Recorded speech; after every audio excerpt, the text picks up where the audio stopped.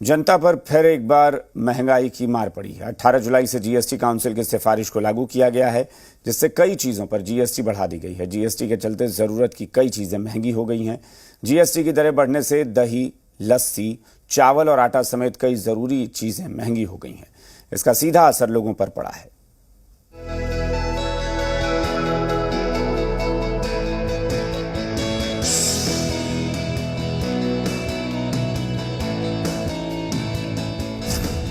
रोटी चावल खाना हो गया महंगा।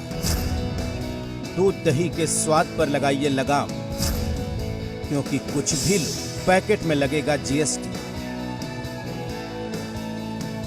जी हां, 18 जुलाई से जीएसटी की नई दरें लागू हो गई हैं, जिसका असर ये हुआ है कि खाने पीने का हर सामान महंगा हो गया। चाहे पैकेट बंद चावल खरीदिए या दूध ले लीजिए, दही ले लीजिए, आटा लीजिए, हर सामान पर जीएसटी देना होगा।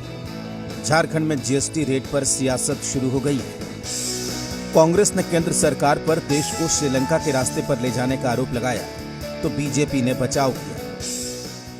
हम लोग महंगाई के मुद्दे पर सड़क पर उतरना चाह रहे हैं, लेकिन भाजपा उतरने नहीं दे रही है। एक से एक प्रोपेगेंडा, कभी कुछ। ये क्या हो रहा है भाई?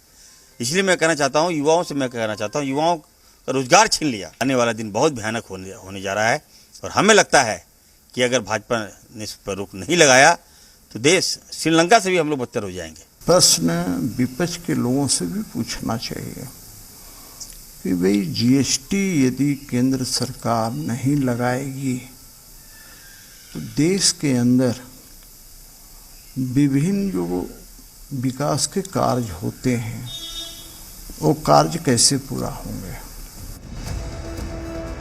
जो दरें लागू हुई हैं, उसका सीधा असर आम लोगों पर पड़ रहा है, क्योंकि पैक और लेबल वाले खाद्य पदार्थ जैसे आटा, पनीर, लस्सी और दही महंगे हो गए हैं। शहद, सूखा मखाना, सूखा सोयाबीन, मटर जैसे उत्पाद, गेहूं और अन्य अनाज और मुरमुरे भी महंगे हो गए हैं। प्री पैकेज्ड लेबल युक्त दही, लस्सी और पनीर पर 5% जीएसटी लगेगा।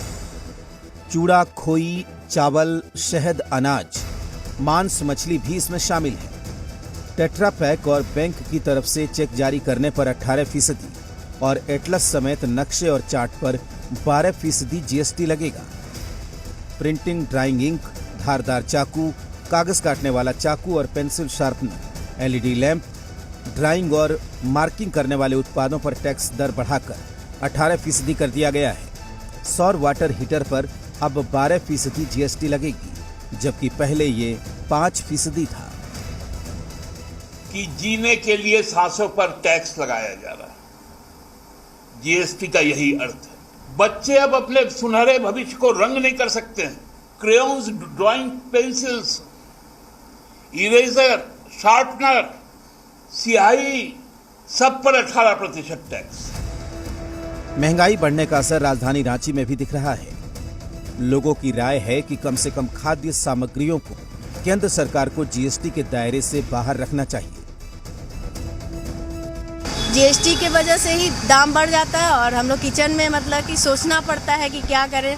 गरीब लोग को तो मिल ही जाता है, लेकिन मिडिल क्लास फैमिली को थोड़ा सा दिक्कत हो जाता है। गरीब लोग ऐसो दिन भर काम करते हैं, काम करके अपना आटा, चावल, दाल ये सब इंतजाम करते हैं। तो अगर सरकार इसमें जीएसटी लगाएगी तो उन लोग फिर कहाँ से जिएगा। आटा, चावल, दाल तो ये मूल आवश्यकता की चीज़ है। इन मूल आवश्यकताओं की चीज़ों के दाम को कम से कम तो नियंत्रण में रखना चाहिए। जीएसटी के चलते रांची में दही, छाछ और लस्सी का दाम बढ़ गया। बढ़े दाम से जनता परेशान है। लोग अब केंद्र सरकार से महंगाई को नियंत्रित करने की मांग कर रही है। लस्सी, छाछ और दही पर सिर्फ बढ़ा है, और रीज़न है कि जीएसटी बढ़ा है इसीलिए और हुआ है। लेकिन कस्टमर तो थोड़ा सा उतावला हो रहा है कि दाम बढ़ गया बहुत ज़्यादा। 1 किलो दही में 7 रुपया, 3 रुपया 400 ग्राम में ऐसे करके इसे बढ़ा है।